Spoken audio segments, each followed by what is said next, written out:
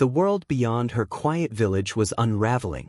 The year was one of dust and smoke, when kings waged endless wars for thrones that shifted like sand, and peasants paid the price for glory they would never taste. Europe lay fractured, a patchwork of hungry lands bound together by fear and fire. Empires rose and fell like waves, and the common people learned that survival was the only law that mattered. The banners of noble houses changed with the wind, but for the ones who worked the earth, every war was the same. Fields burned, families scattered, and hope dimmed like a dying ember. The land was weary.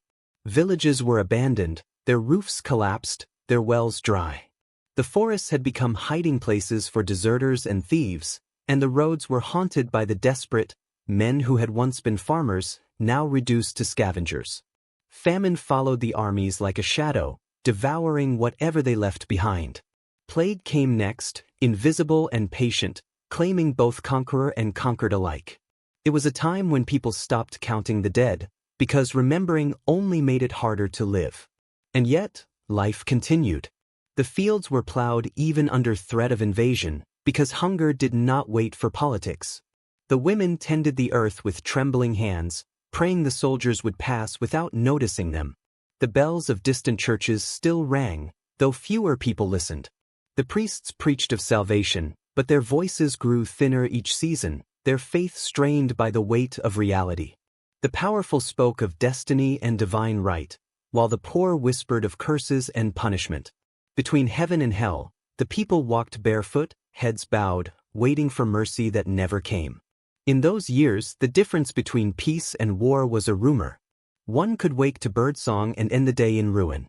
The kings who fought for borders never saw the faces of the villagers who starved because of them. They drew lines on maps with ink and arrogance, not realizing that every line cut through someone's life. To the commoners, war was not a story of glory, it was the color of ash, the sound of boots trampling wet earth, the silence after a scream. It was the knowledge that even the air could turn against you. The armies that marched across the continent were hungry beasts of iron and will. They were made of men promised pay and honor, but most were only seeking a meal and a bed.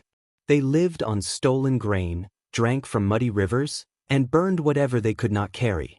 Their leaders rode at the front, their armor gleaming, their banners high, but behind them trailed the smell of rot and smoke.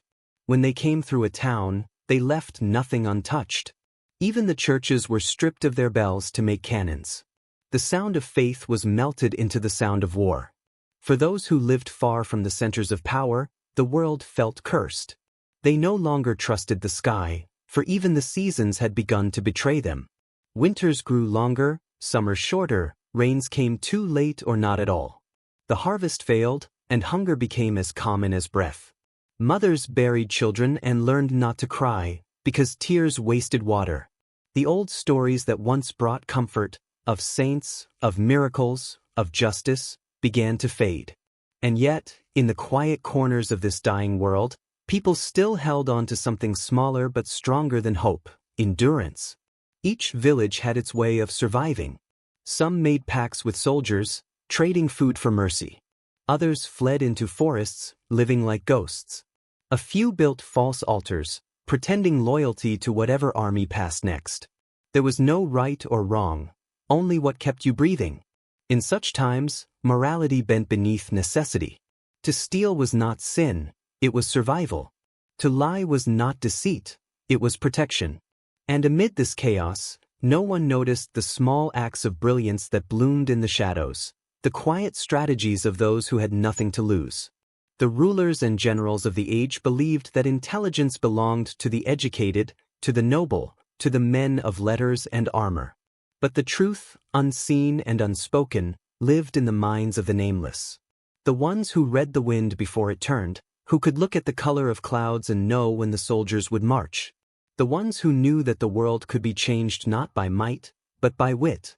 Among them were women, peasants, and wanderers, voices lost in the noise of history, but whose decisions shaped it more than any king's decree. The century itself felt like a long winter. The roads were lined with gallows, and fear became the language everyone understood. It was not uncommon to see travelers whispering blessings over doorways, or mothers hanging charms of straw and bone above their children's beds. Every day was a question of chance. Would the next sunrise bring peace or fire? And in that endless uncertainty, the human heart learned to adapt. The clever learned to listen. The brave learned to hide. The wise learned to wait. In one such corner of the world, far from royal courts and recorded maps, there existed a small valley, sheltered by forest and fog. Its people were forgotten by both church and crown, living unnoticed in the quiet folds of the earth. It was here, in this fragile piece, that our story's thread begins to weave itself into the larger tapestry. The peasants there had no reason to expect greatness. They were born to plow and die unknown. Yet the same hand that wrote empires into being was already turning toward them, preparing to test their will in ways none could imagine. The world was unraveling, yes, but it was also watching. For in times of chaos, the smallest act of reason can echo louder than 1,000 swords. And somewhere, in that trembling age of hunger and fear, a girl who owned nothing, not wealth, not name, not power, was about to teach the world that even an empire could be fooled by a mind that refused to break. The valley lay hidden beneath a veil of early mist, the kind that clung to the grass and softened every sound. From above, it looked like a place untouched by war, a cluster of thatched roofs surrounded by fields the color of old gold. A single dirt path wound through the heart of it, leading to a small church that had long since lost its bell. Crows perched on its roof, watching the slow stirrings of morning. This was her world, narrow, quiet, and self-contained, yet filled with the small, constant struggle of the forgotten. The village was home to fewer than 100 souls. Their lives moved in rhythm with the seasons, their days marked not by clocks, but by sunlight and shadow. At dawn, smoke would rise from a handful of chimneys as women baked coarse bread from last year's grain. Children fetched water from the stream, their bare feet leaving trails in the mud. The men, bent with years of toil, took their tools to the fields, muttering prayers for rain or mercy, whichever came first. In a place like this, every hour of labor was a prayer answered or denied. The girl grew up among them, her name spoken softly, her presence easily overlooked. Her father was a farmer, once strong, now weary, his hands cracked from frost and work. Her mother mended clothes for the neighbors, her eyes always tired but kind. They had little to give, but what they had, they shared. Hunger was not a stranger, but it was a familiar one, greeted without complaint. The people here had long ago learned to survive on patience. What they could not change, they endured. What they could not endure, they forgot. Her days were like every other child's, spent tending the goats, fetching wood, helping her mother grind grain. Yet even as her hands performed these tasks, her mind wandered. She watched everything with quiet fascination, the way frost spread across the window like a map of veins, the way the stream curved around stones, the pattern of birds before a storm. It was not knowledge she was taught, but one she collected without knowing why. Where others saw the sameness of life, she saw patterns waiting to be understood. Sometimes, travelers would pass through the valley, monks in brown robes or merchants leading mules heavy with goods. They spoke of wars in distant lands, of cities built from white stone, of kings crowned and uncrowned. The villagers listened in silence, nodding politely, already half turned away before the stories ended. But she lingered. She wanted to know how the world fit together, how decisions made in far-off castles could send waves that reached their tiny fields. When the monks spoke of strategy and betrayal, her eyes followed every word. She did not yet understand it, but something in her recognized the shape of power. At night, after the fire had burned low, she would sit by the doorway, listening to the night as if it were whispering secrets. The stars hung low and sharp, their light flickering like distant candles. Her mother often scolded her for staring too long, said it was a bad habit to think so much. But thinking was all she had that was truly hers. In those quiet hours, she began to sense that the world was wider and more fragile than anyone around her dared to believe. Life in the village was hard but predictable. The rhythm of work and rest, planting and harvest, sickness and recovery, formed the only calendar that mattered. But beneath the surface of this simplicity lay an undercurrent of fear, not loud, but always there. Everyone knew how quickly fortune could turn. A single drought, a fever, or a passing army could erase everything. They lived with that knowledge, though none spoke it aloud. It made them cautious, obedient. But the girl, even as a child, felt something restless inside her, a quiet refusal to accept that life had to remain this way. Once, when she was no more than 12, she followed a group of older boys into the forest. They wanted to see the ruins that lay half-buried beyond the stream, old stones covered in moss, said to be from a time before memory. The others lost interest quickly, throwing rocks and laughing, but she stayed. She traced the carvings on the stones with her fingers, feeling the grooves filled with dirt and age. There was something sacred in their silence, as if they remembered a world that had forgotten itself. It was the first time she felt a connection to something larger, the idea that history was not just written in books, but in the earth itself. As she grew older, her quietness deepened. The other villagers began to see her as peculiar. She did her chores well, but she often paused in her work to stare into the distance, lost in thought. When questions were asked of her, her answers came slowly, carefully, as though she weighed every word. Her mother worried this would draw the wrong kind of attention. In a world ruled by superstition, thoughtfulness could look like witchcraft. But she did not change. Her silence was not born of fear, but of observation.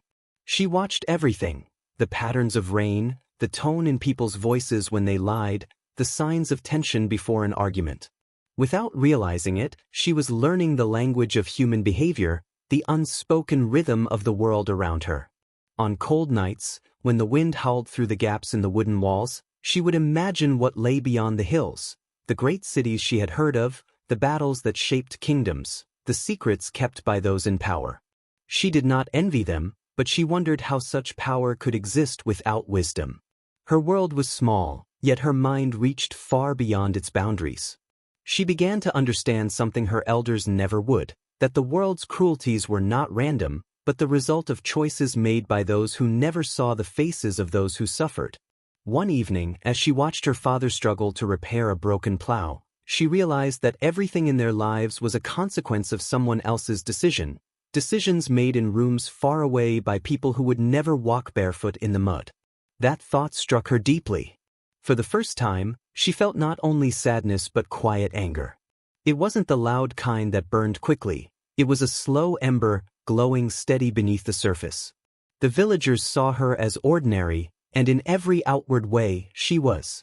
But something within her had begun to awaken, a clarity born from hardship, a sharpened instinct that came from watching and remembering. She did not yet know that one day this would become her greatest gift. For now, she simply lived as they all did, rising with the sun, sleeping beneath the same roof, carrying the same burdens. But where others saw walls, she saw doors. Where others bent, she learned when to stand still. And so her life continued, quietly and unnoticed. The fields grew, were harvested, grew again. Winters passed like long sighs. The world outside changed, but the village remained, suspended in its fragile peace. No one yet understood that within this forgotten corner, destiny was already forming its first design. The same mist that softened every morning would soon carry the echo of war. And when it came, the girl who had spent her life listening to wind, to silence, to people, would be the one who finally knew what to do. It began with rumors carried by the wind. A merchant passing through the valley spoke of soldiers seen beyond the ridge. A shepherd claimed he saw campfires glowing red in the night sky, too many to be travelers. The villagers, long accustomed to whispers of war, pretended not to hear. They told themselves the army would march elsewhere, that their valley was too small, too poor, too hidden to matter. But fear, once planted, grows quickly. The nights became heavier.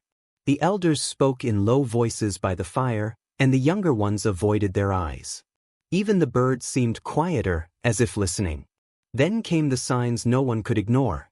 Strangers moving along the far road, bearing the colors of a foreign lord. A trail of smoke on the horizon where there should have been none. The clatter of distant hooves echoing through the forest. The world that had always felt far away was now coming closer with every sunrise. The villagers worked faster in the fields, gathering what grain they could before the storm reached them. They mended doors, hid their few valuables, whispered prayers to saints who no longer answered. Hope began to thin, like the last light before dusk. The girl noticed things others missed. She saw the way the men's hands trembled when they spoke of the soldiers, how her father avoided looking toward the hills. She saw the worry in her mother's eyes when counting their food stores, the small gestures of fear the others tried to hide. She listened to their silence, a silence more honest than any words. She didn't fully understand politics or borders, but she understood tone, rhythm, and the weight of dread. The world was shifting again, and once more, it was those who had nothing who would pay the price. Days passed, and the air grew tense. The village no longer felt like a home. It felt like a waiting room before something inevitable. The people gathered more often at the church, though their prayers sounded less like devotion and more like bargaining. The priest spoke of faith, but his voice wavered. At night, the villagers locked their doors earlier. The fires burned lower. The laughter that had once filled the long winter evenings was gone. Even the children played more quietly, as if afraid to draw attention from whatever might be listening beyond the trees. On one cold morning, they heard it, the dull rhythmic thunder of drums rolling from the east. It was faint, but unmistakable. The sound moved like a pulse through the valley, stirring panic that no one dared to name. The villagers looked at one another, each seeing their own fear reflected back. The men gathered to discuss whether to flee or stay, but none had anywhere to go.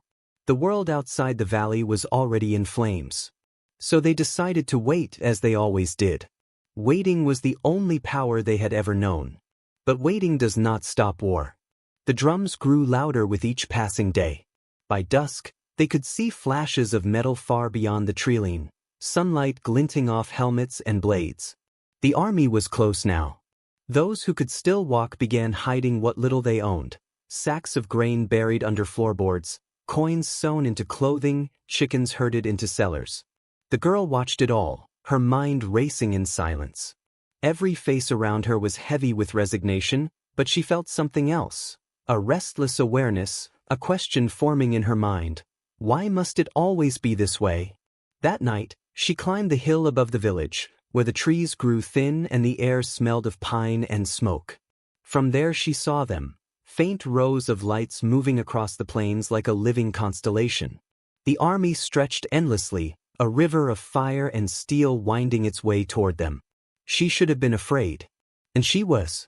But beneath that fear, another feeling stirred, fascination.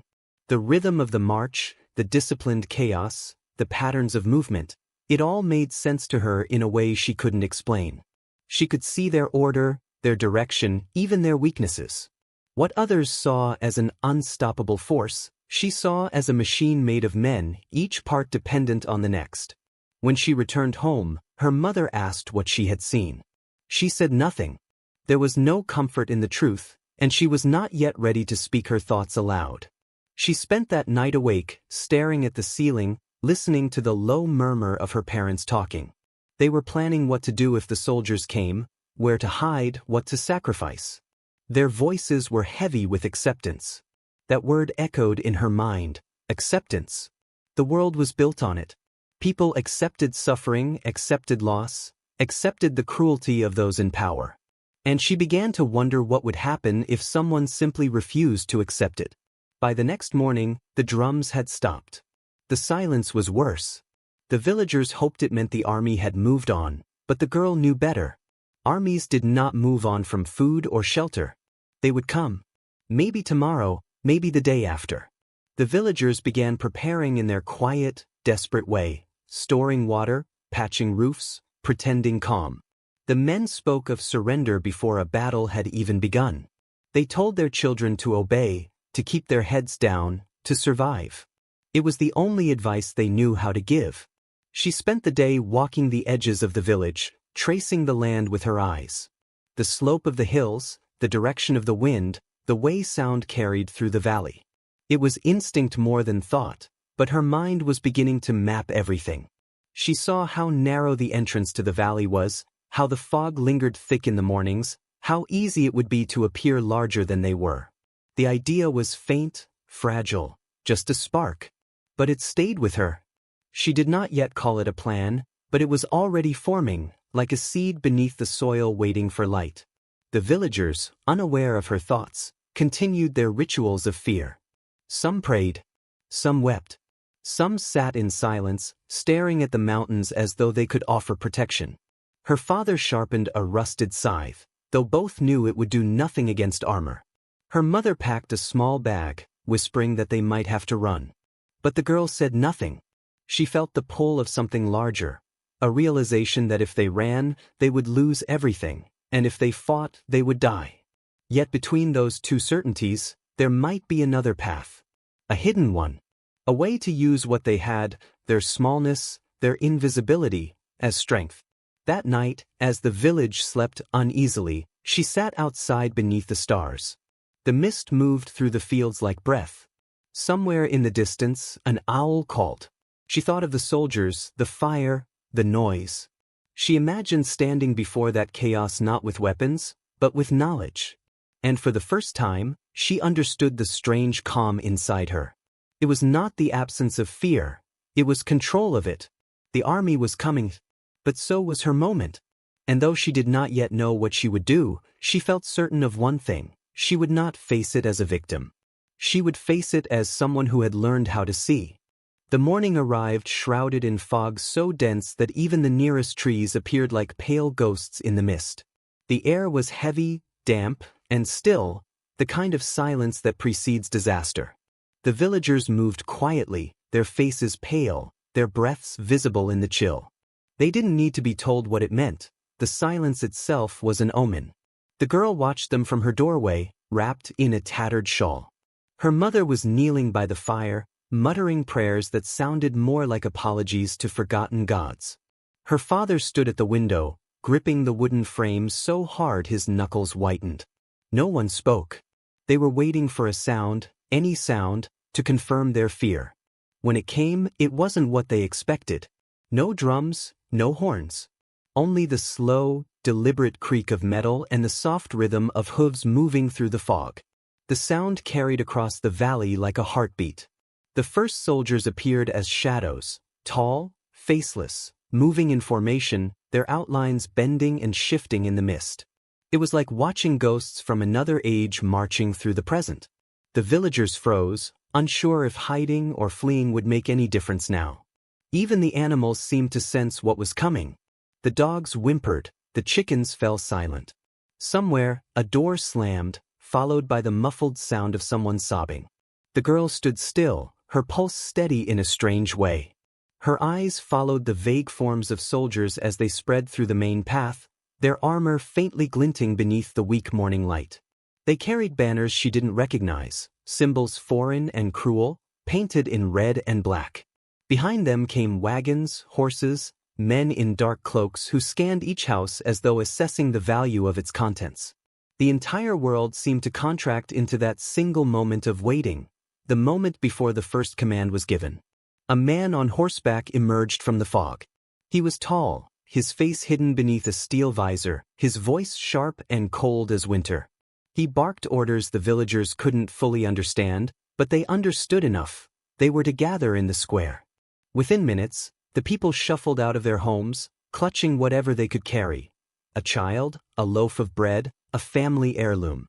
The girl's mother took her hand, but the girl didn't move right away. She watched the soldiers setting torches at each corner of the square, the way they positioned themselves in perfect symmetry. She studied their precision, their discipline. They were not chaotic. They were deliberate, predictable even. As the villagers assembled, the fog began to lift, revealing the scale of what had arrived.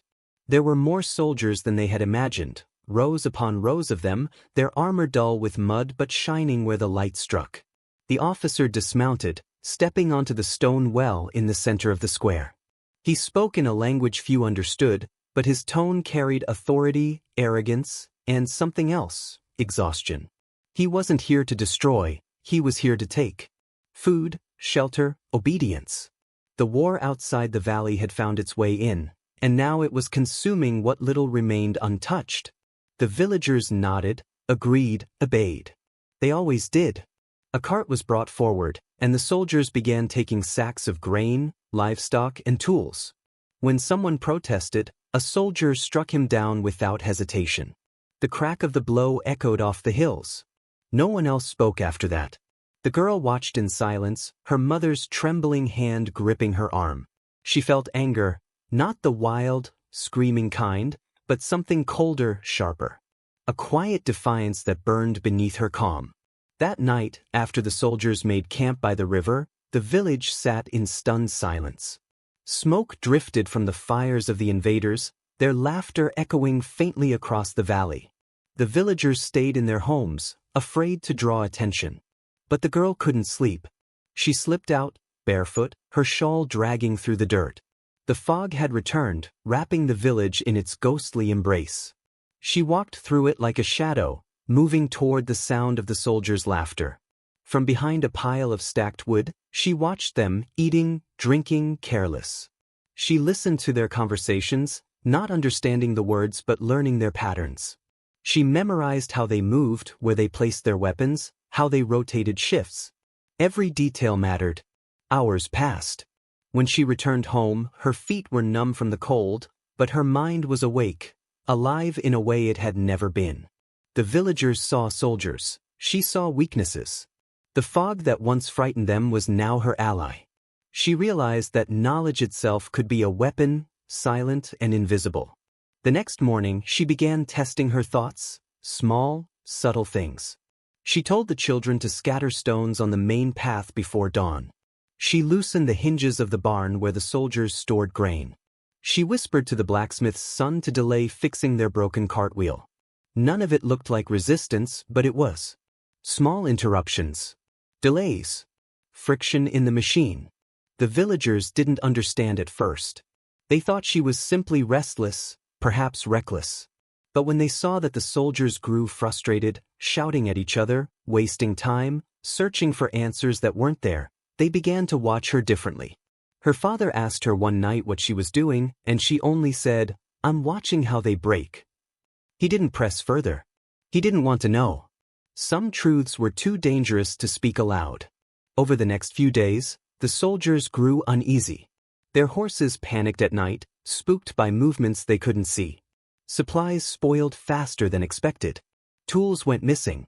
Maps were wet, unreadable by morning. What they couldn't understand, they began to fear.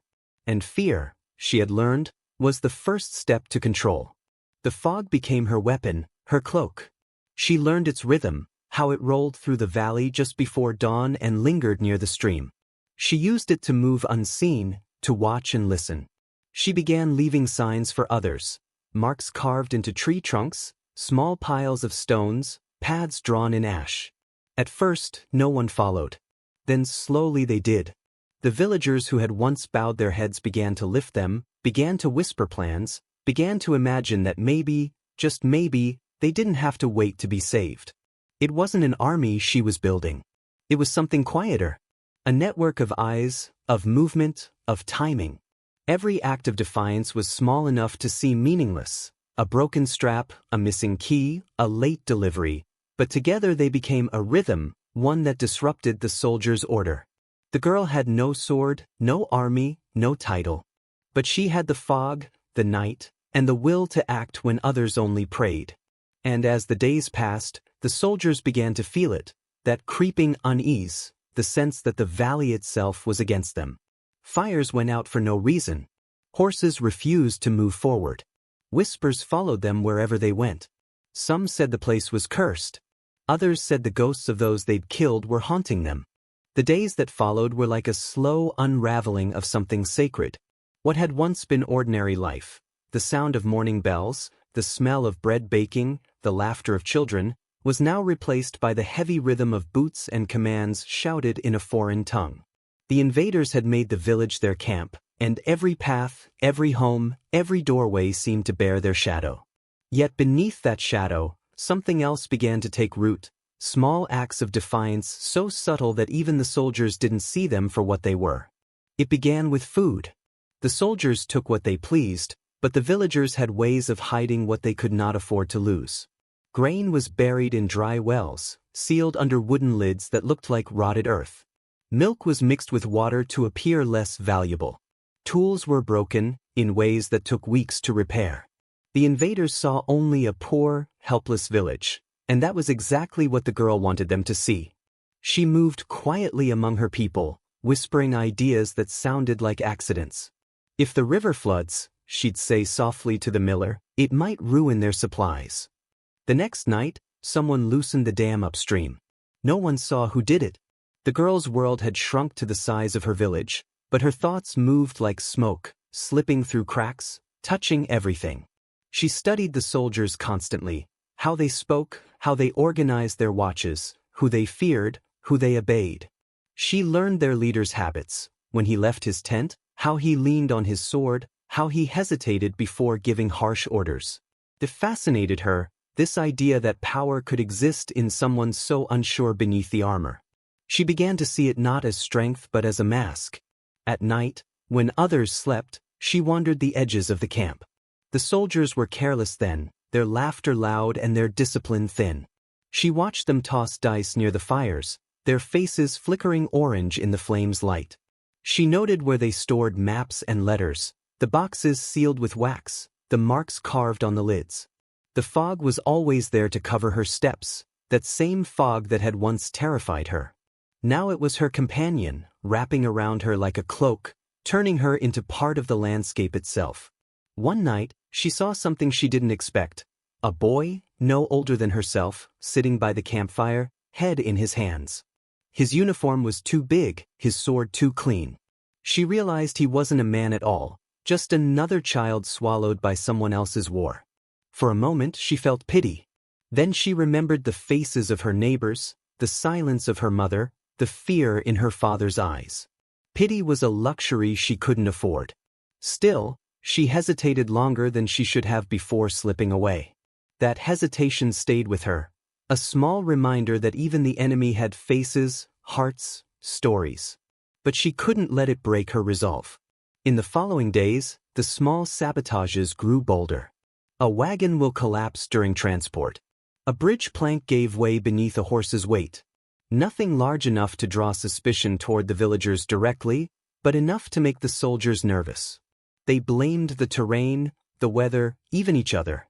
The commander grew angry, punishing his men, shouting orders that echoed across the valley. The girl watched it all unfold like a quiet storm she had summoned. But every victory brought risk. One evening, as she crept near the stream to observe the soldiers' tents, a voice called out behind her. She froze. A soldier's torch flared to life, its light slicing through the mist. Her heart pounded, her breath shallow, but she didn't run. She turned slowly, eyes wide with feigned confusion. The soldier frowned. He was young, maybe 20, with tired eyes and a thick accent. He said something she didn't understand, motioning for her to leave. She nodded quickly, pretending to be frightened, and backed away. When she was out of sight, she dropped to her knees behind a fallen tree, shaking. That night, she didn't sleep. She realized how thin the line was between bravery and disaster. The next morning, she noticed a change in the air. The soldiers were restless, talking among themselves in hushed tones. The commander had sent scouts out early, searching for signs of resistance. The girl knew she had to slow down. One mistake would cost not only her life but the lives of everyone she cared about. So she became more careful, quieter, slower, deliberate. Her mind turned toward the long game, not to defeat them outright, but to make them lose control of themselves. Her plan deepened. She began using the rhythm of the soldiers' routines against them. When they lit fires at dusk, she ensured the wood they gathered was damp. When they gathered water, she stirred the riverbed upstream, making it muddy. She found ways to make every simple act more difficult. It wasn't about destruction, it was about erosion, the slow, relentless wearing down of their will. The villagers began to notice. The blacksmith's wife left food outside the girl's door in silence. The old farmer who had once mocked her for her strange ideas now nodded in quiet respect when she passed. No one spoke of what she was doing, but they began to help, wordlessly, instinctively. A bucket left by a doorway, a message scratched into dirt, a lantern placed in a window at just the right time. The resistance had no name, no leader, but it was alive. Then, one evening, as the sun bled into the horizon, the soldiers discovered that one of their storage carts, filled with food, had vanished. Panic spread through the camp. They accused the villagers, searched houses, overturned tables, shouted threats. The commander struck a man across the face, his voice breaking with rage. The villagers remained silent. The girl watched from behind her father's shoulder, her expression blank. She knew exactly where the food had gone. Deep in the forest, hidden beneath branches, was a small cache, not just stolen supplies, but hope preserved for the coming winter. But hope, she learned, always came with a price. The next morning, the soldiers gathered every villager in the square again. The commander spoke coldly, pointing to the missing food. His words were foreign, but his meaning was clear. If the supplies weren't returned, someone would die. The girl's stomach twisted. Around her, people trembled. Mothers clutched children. Fathers stood still, trying not to show fear. The commander gave them until sunset. As the crowd dispersed, the girl walked alone toward the river, her mind a storm of guilt and resolve. She could end it all, confess, take the blame, spare them. But something deeper held her back. She thought of the boy soldier she had seen by the fire, of his empty eyes, of the world that made him what he was. If she surrendered, this would continue, not just here, but everywhere. Someone had to draw a line, even if no one would remember her name. That night, she acted again. The fog rolled in thick and low, muffling every sound. She crept through it, her feet silent on the wet earth. She reached the soldiers' camp, where the fires had burned down to embers. In one swift motion, she cut the rope holding the commander's horse, sending it bolting into the trees.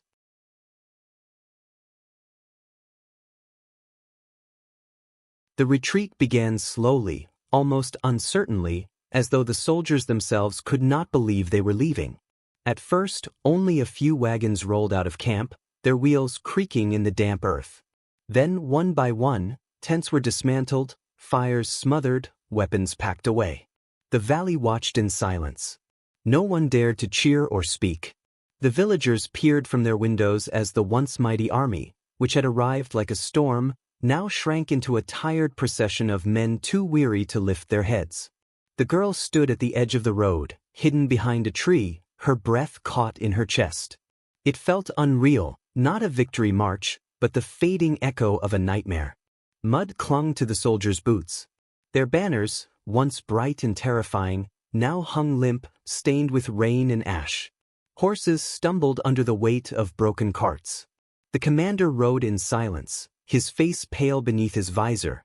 He didn't look back at the village, perhaps out of shame, or perhaps because he knew there was nothing left here for him but the reminder of failure. The girl studied his posture, once straight and commanding, now bent like an old man's. It was strange to feel pity for someone who had brought so much suffering, but there it was, unbidden. Even enemies could look human when they'd lost everything they thought made them powerful.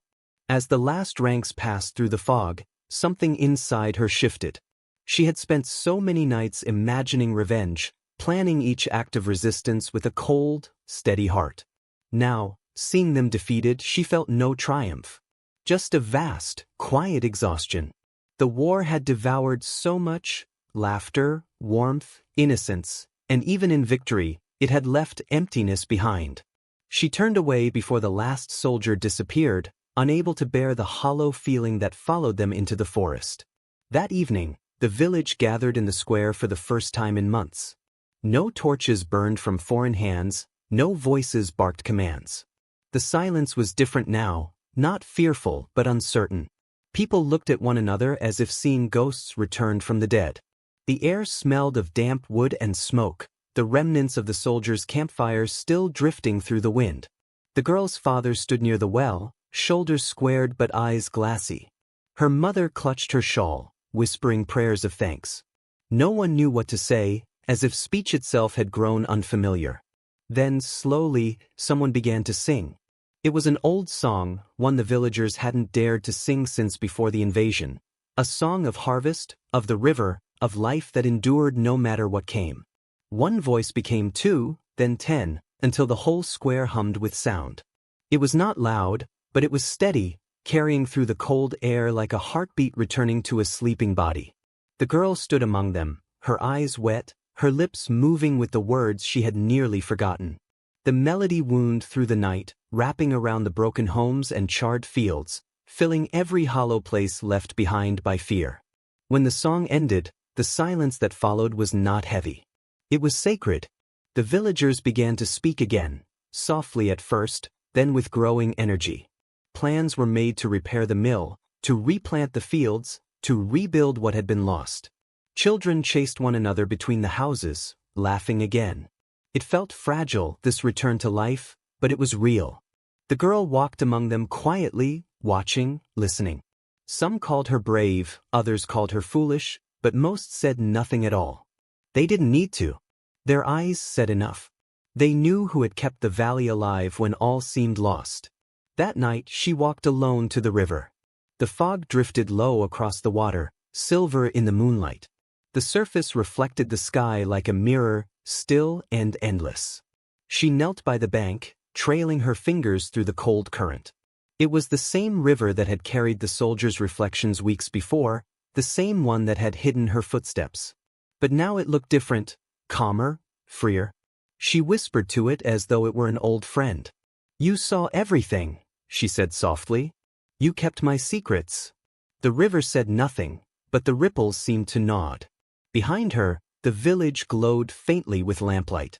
For the first time, the fires burned without fear.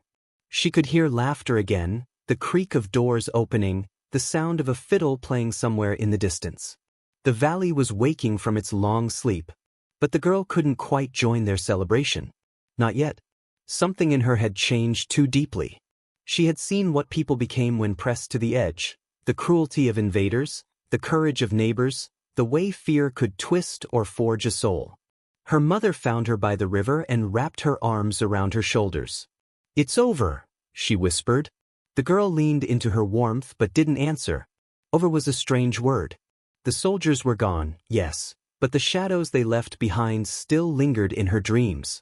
Every sound in the dark still made her tense, every sudden silence still felt like danger. Some things, she knew, would take longer to leave than soldiers on a road. In the days that followed, life returned slowly. The villagers shared what little they had, repaired fences, patched roofs, and replanted fields. The blacksmith rebuilt his forge with the help of the young soldier who had once begged for water, a deserter who chose to stay. People whispered about it at first, but the girl said nothing. She understood that the boundaries between enemy and ally had blurred long ago. What mattered now was survival, rebuilding, and remembering who they had been before fear ruled their hearts. One morning, as she carried a basket of bread through the village, she noticed something unusual: children playing where the soldiers' tents had once stood. They were pretending to be explorers, searching for hidden treasure. Their laughter echoed across the fields, bright and defiant. It was the first time she smiled without restraint. She realized that this was how healing began, not with grand gestures, but with small, ordinary moments that defied the memory of despair. Still, she felt the weight of what she had done. Not guilt, exactly, but the burden of memory. The resistance had been born out of desperation, and though it had saved them, it had also taken something from her: the simple innocence of believing the world was fair. She carried that loss quietly, like a scar no one could see. One evening, as the sun set in bands of gold and crimson, she climbed the hill overlooking the valley. The fields shimmered below, dotted with lanterns. The people moved like sparks of life against the vastness of the land. From here, she could see the path the army had taken, fading into the distance, swallowed by forest and time. She wondered if anyone would ever tell their story, not as heroes or martyrs, but as survivors who learned to outthink an empire. She hoped so. She didn't want their story to vanish into silence again. As night fell, she sat in the grass, the cool wind brushing her face. Somewhere far away, thunder rumbled, a reminder that peace was never permanent, only borrowed. But she wasn't afraid. She had faced storms before. She had learned that even in darkness, light could be built from patience, from cleverness, from the quiet courage of those the world called powerless. She closed her eyes and listened to the valley breathe, steady and alive once more. Seasons began to turn again, and with them came the slow rhythm of ordinary life. The fields that had once been trampled by soldiers grew green with new crops. The river ran clear, washing away the last traces of ash. The smell of fresh bread returned to the village air, and the church bell, silent for so long, began to ring again on Sundays. Children ran barefoot through the mud, chasing geese, their laughter echoing against the hills. It was as if the valley itself was breathing deeply after holding its breath for too many months. The people had learned to live with scars, not to forget them, but to weave them into the pattern of their days. The girl, no longer just a girl but something older, wiser, watched all this with quiet pride. She had not asked for glory, and none came. But she saw it in small things. In a rebuilt wall, a loaf of bread shared without fear, a song sung while working. Her days became simple. She rose before dawn, helped her mother knead dough, tended the goats, and mended clothes by the window. The rhythm of work soothed her, gave her a peace that words could not. Yet sometimes, when dusk fell and the sky turned violet, her thoughts would drift back to the nights of silence, the flicker of the enemy's campfires on the ridge, the tension that once hung in every heartbeat. Those memories were ghosts that came and went. She didn't chase them away anymore. They were part of her, reminders of what she had endured and what she had saved. News began to reach the valley, slow, uncertain whispers carried by travelers and merchants. The war that had swallowed half the kingdom was ending. Armies were withdrawing, treaties being signed. The great powers that had seemed eternal were now weary and broken. People spoke of new rulers, of shifting borders, of distant cities celebrating peace. But here, in the valley, peace had already taken root in silence, in the ordinary acts of kindness that had replaced fear. The villagers didn't speak of victory. They spoke of survival, and that was enough.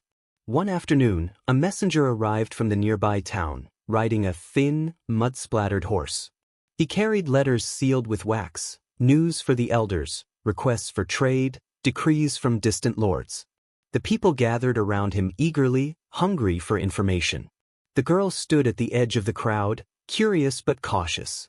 When the messenger finished reading, he turned to her. "Are you the one they call the miller's daughter?" he asked. She nodded, surprised. He reached into his pouch and drew out a folded piece of parchment, the edges damp from travel. "Then this is for you." Her hands trembled slightly as she took it. The seal was unfamiliar, a crest she didn't recognize. Inside, written in careful ink, was a short message: "Your courage reached farther than you know. The story of the valley has spread. May you never doubt what one heart can do." It was unsigned. She read it twice, unsure whether to believe it. For a long time she had thought their struggle was invisible to the world, a forgotten corner surviving in silence. But now, this letter told her otherwise. Somewhere, people were speaking of what had happened here, passing her name between them like a secret flame. She folded the parchment and tucked it into her apron. That night, she didn't tell anyone about the letter. It felt too private, too fragile to share. But as she lay awake in her small room, listening to the wind in the rafters, she allowed herself to smile. Perhaps history was not written by kings alone. Perhaps it lived also in the hearts of those who refused to bow, who used wit where others used swords. The thought comforted her more deeply than any praise could. Winter returned, sharp and unforgiving. Snow covered the hills, turning the valley into a world of white and silence. The river froze at its edges, and smoke curled from every chimney. Life slowed, but the people were prepared now. They had learned how to endure. The girl spent her evenings by the fire, spinning wool and telling stories to the children who gathered around her. She never spoke of her own deeds directly, but she wove pieces of it into the tales. A brave messenger here, a clever trick there, a victory won not by strength but by thought. The children listened with wide eyes, not knowing they were hearing their own history disguised as legend. Sometimes, when the nights were long, she would walk outside and look at the stars. They seemed brighter now, sharper in the cold air. Each one felt like a witness, silent, eternal, bearing memory of everything that had passed. She thought of the commander whose army had vanished into the forest, of the deserter who stayed and helped rebuild the forge, of the mothers who had hidden food in their cellars and the boys who had carried messages under the cover of darkness. So many names, so many moments that no one would ever write down. Yet all of them had mattered. When spring finally returned, the thaw came with color. Wildflowers burst through the earth, bright and sudden. The river sang again, full and alive. One morning, while gathering herbs near the water, she saw a reflection that startled her, herself, older, stronger, her face no longer that of a frightened girl but of someone who had lived through fire and found her way out. She smiled at the image, realizing she had become something she could never have imagined, a guardian of memory, a keeper of quiet truths. That night, the village celebrated the end of the war. A bonfire was built in the square, its flames tall and golden. People danced and sang, their joy unrestrained at last. The girl stood at the edge of the light, watching the sparks rise into the sky. Someone handed her a cup of cider. "You should be proud," they said. "You gave us back our home." She shook her head gently. "We gave it back to each other," she replied. And that was true. The victory had not belonged to one person, but to all of them who had refused to surrender. As the fire burned low, she felt a sense of stillness settle over her. The fear, the struggle, the cunning that had once kept her alive, all of it seemed to fade into something quieter, something whole. She didn't need to be remembered as a hero. What mattered was that the village lived, that children laughed again, that the fields grew green. History could have its kings and soldiers. She would keep the truth, the story of the girl who outsmarted an army not through power, but through patience, through love of her people, through the fierce belief that even the smallest life could change the course of fate. As dawn crept over the hills, she looked toward the horizon. The valley glowed golden beneath the rising sun. A new day had begun, and for the first time in years, it was only a day, no threat, no fear, no shadow of war. She took a deep breath and whispered to the morning, "Let it be enough." Years passed, and the valley became peaceful again, though the memory of war lingered in whispers.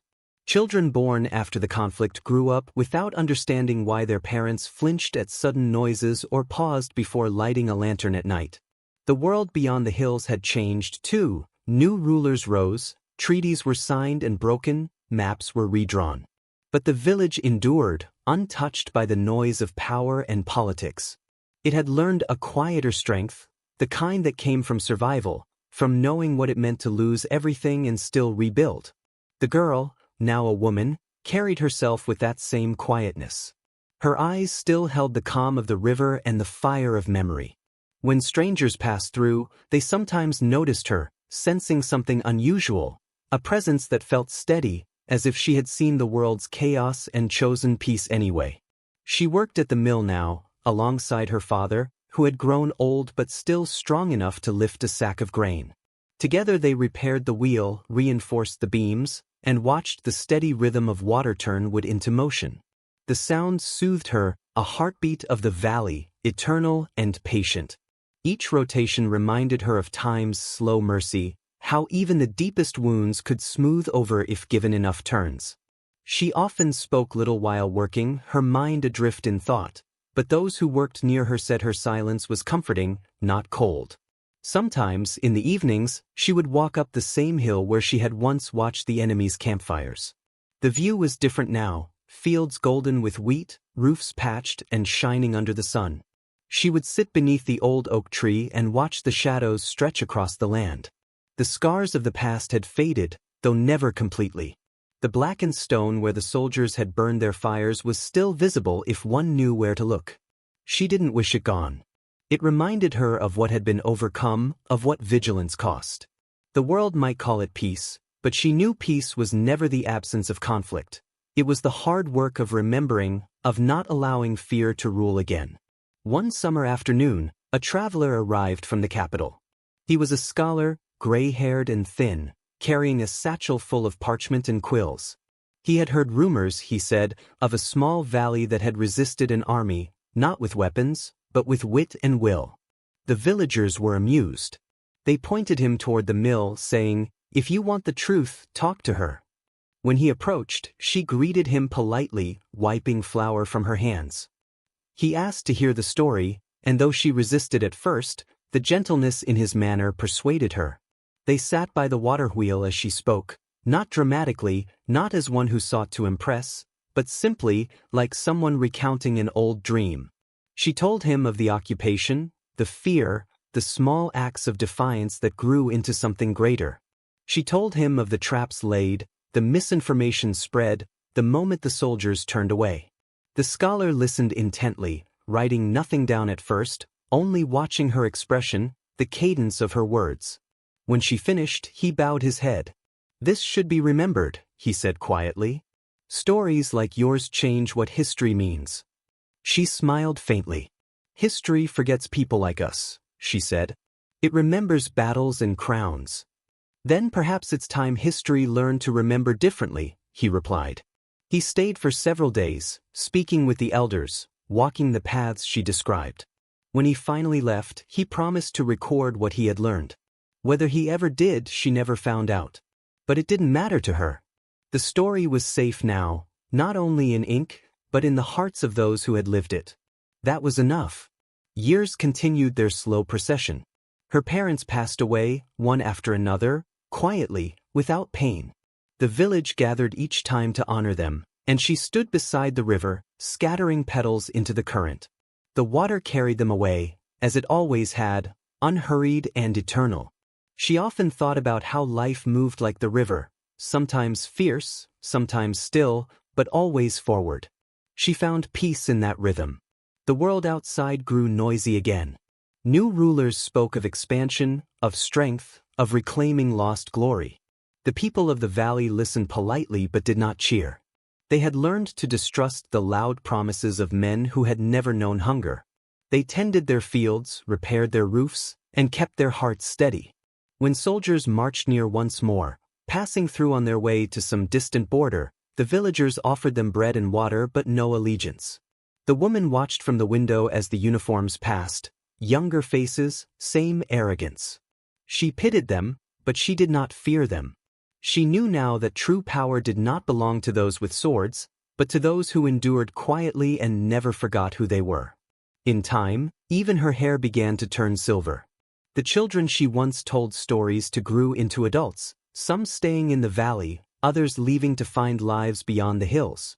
They often wrote back, describing cities filled with noise and wonder, with towers that touched the sky.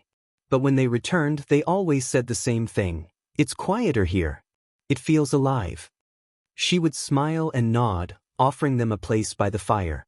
The valley had become a refuge not just for her people, but for anyone weary of the world's endless noise. One autumn evening, as golden leaves drifted through the air, she felt something stir, not fear, but a deep, familiar awareness. The air smelled like the past, like the nights of strategy and risk. She walked to the hill once more and watched the horizon. Far away, she saw torches flickering, not invaders this time, but travelers heading home before winter. Still, the sight reminded her of everything that had come before. She closed her eyes and breathed deeply, letting the memory pass through her without pain. She realized, in that moment, that her story, their story, would live on not because of books or songs, but because people needed it. Somewhere, someday, another village would face its own storm. Another girl would stand where she once had, afraid but unbroken. And perhaps that girl would remember a story told long ago about a peasant who outsmarted an army, and find her own courage in it. That, she thought, was enough immortality for anyone. As twilight deepened, she returned to her home, where the fire still glowed softly in the hearth. The sound of the water wheel filled the night, steady as breath.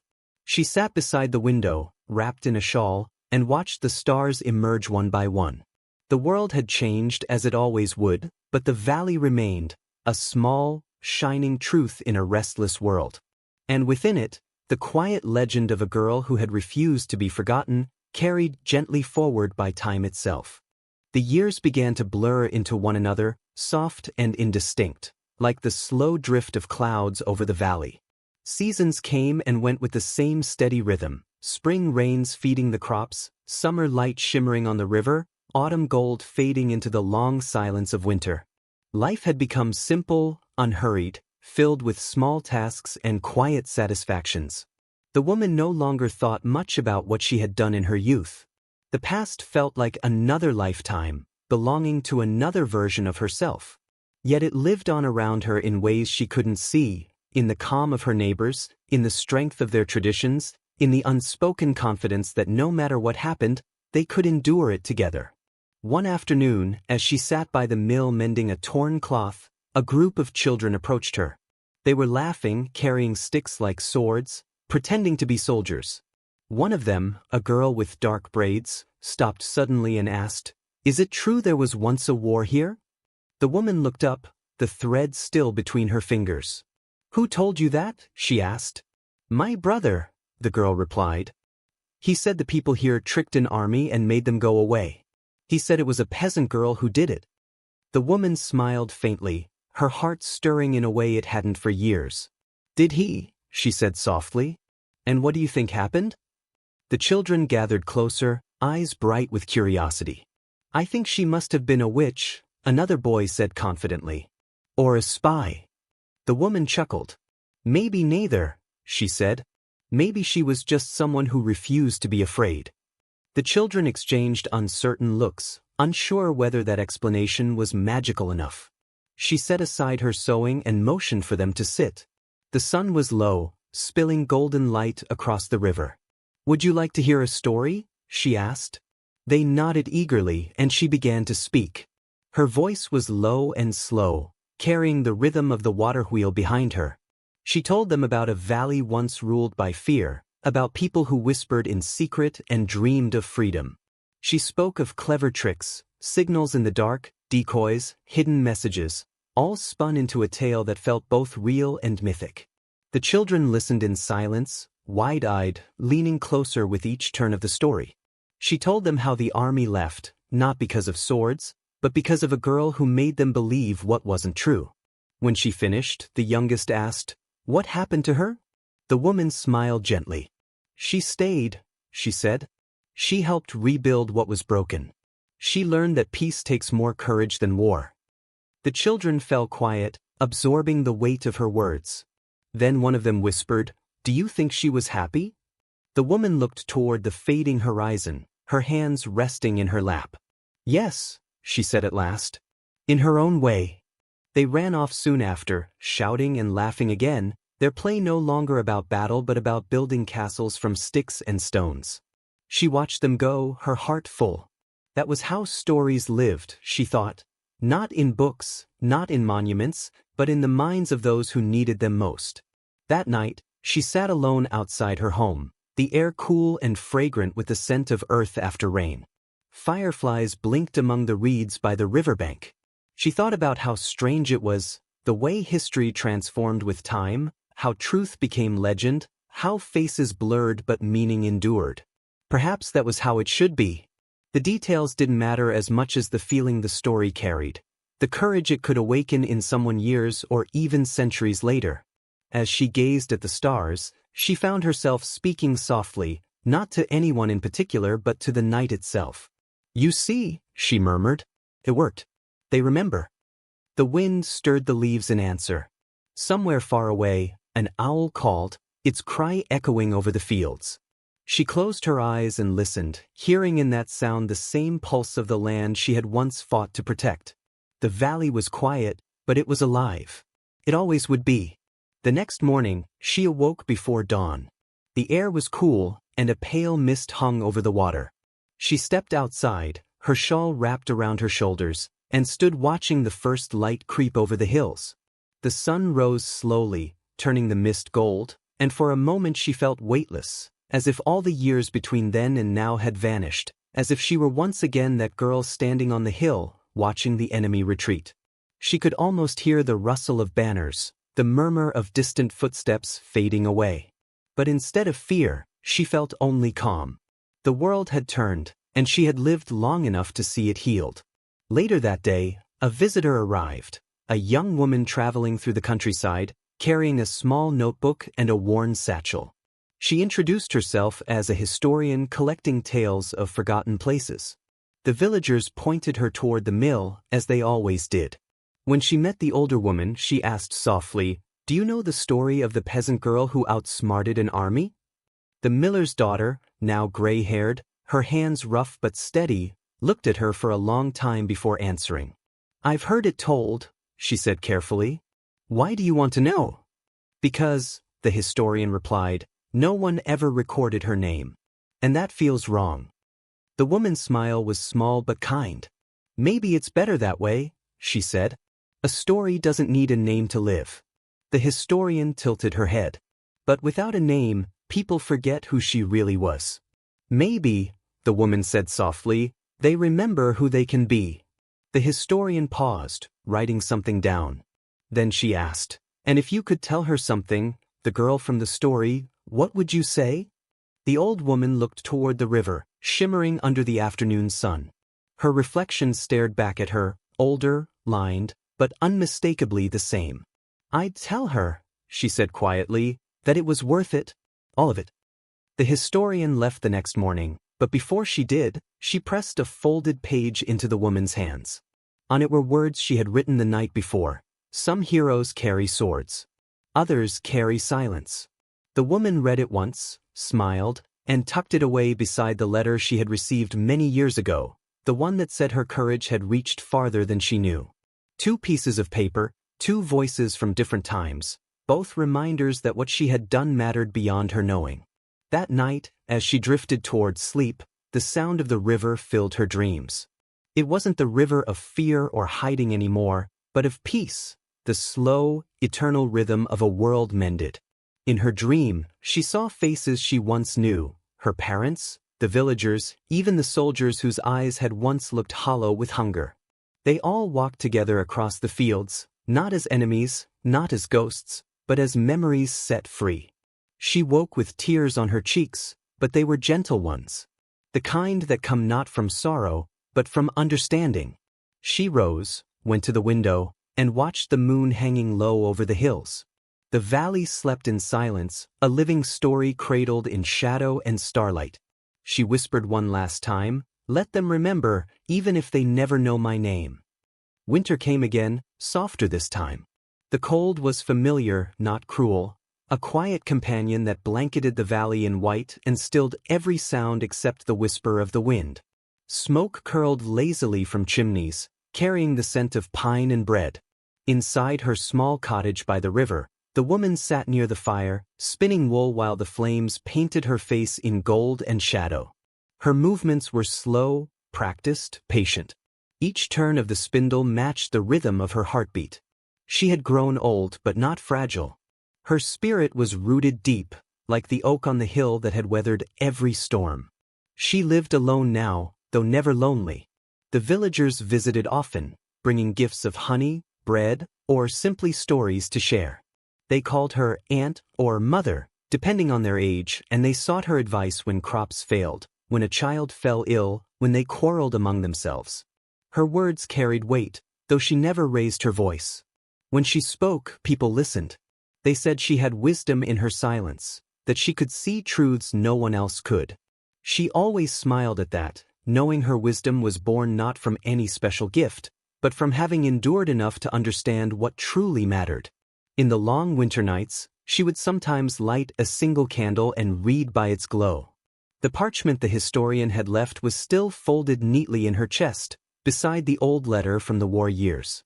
She would take them out, touch the worn edges, and feel the past stir like a warm ember in the ashes.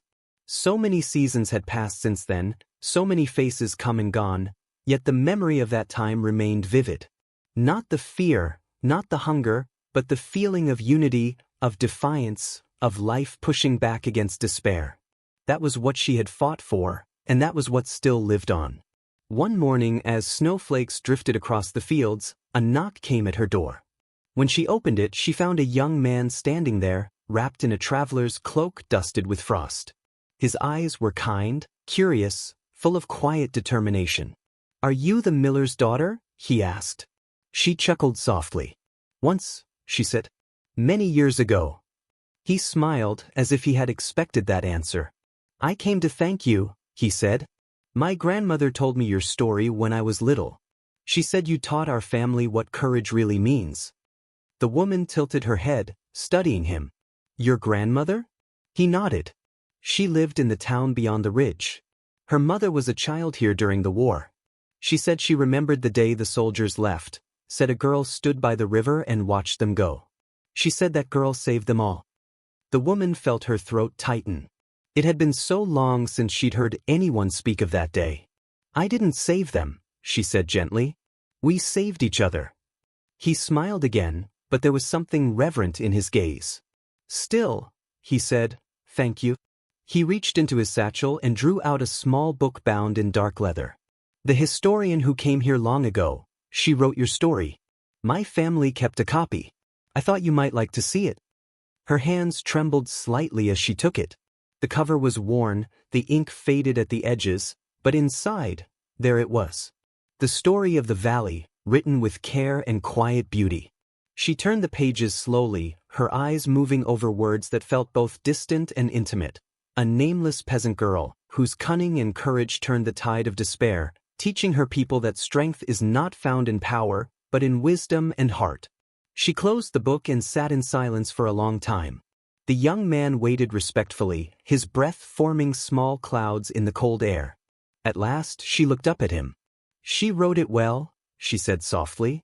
Better than I could have. He smiled. She said the same thing, that you were the kind of story the world needs to remember. The woman's eyes softened.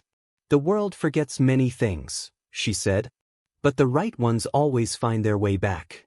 He stayed for tea and they spoke for hours, about his family, about the changes in the kingdom, about the new roads and the growing cities.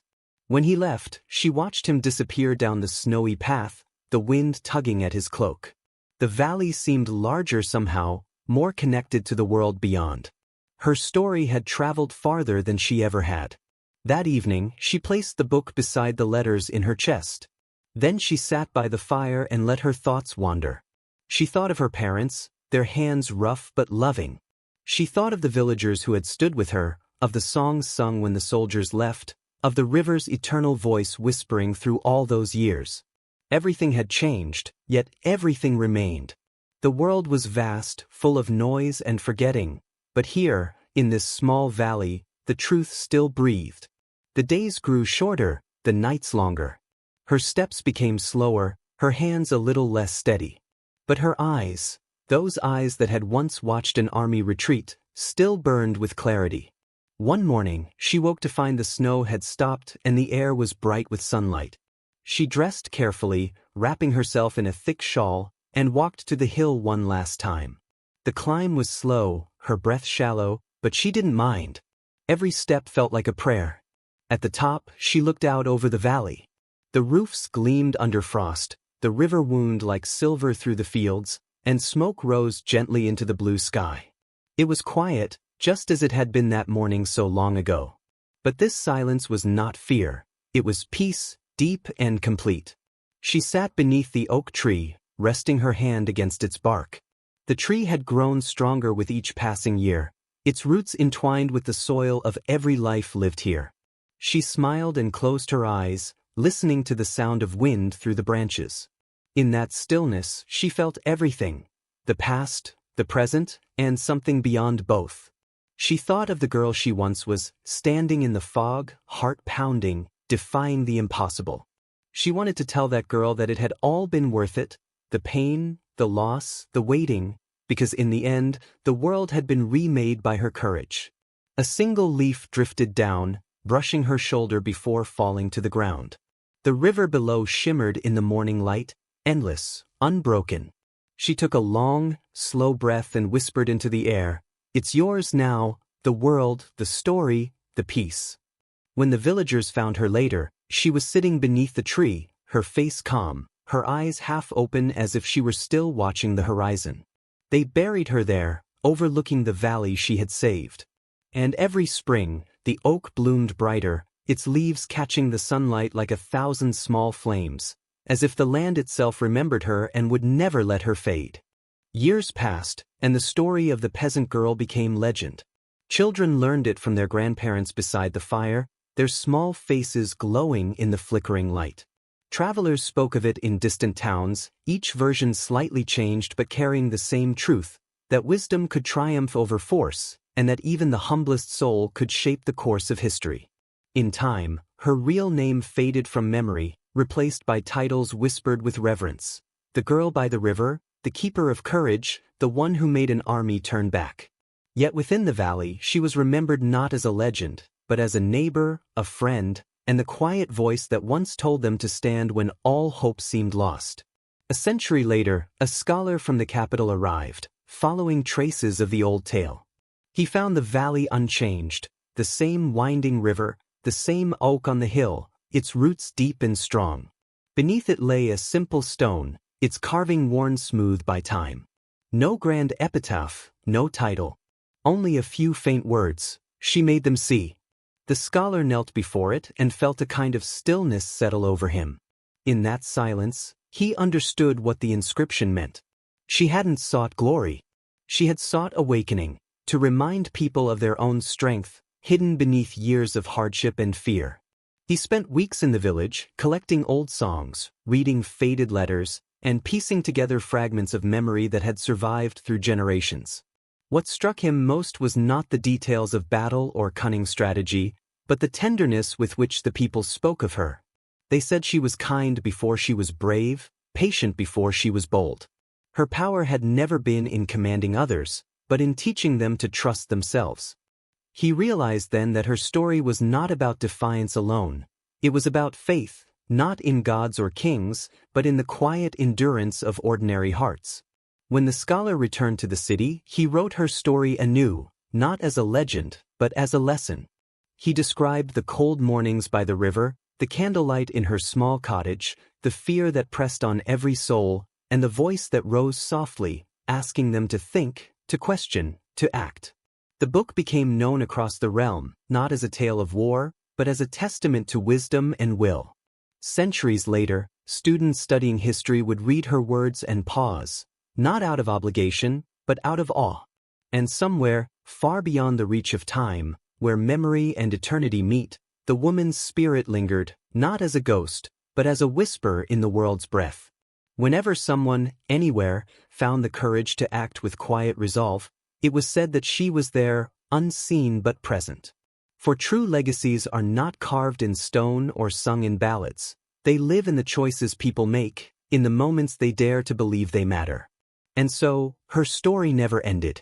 It simply became part of humanity's heartbeat, steady, eternal, and full of light. In the gentle hush of twilight, the valley breathed as it always had, calm, eternal, untouched by the rush of time.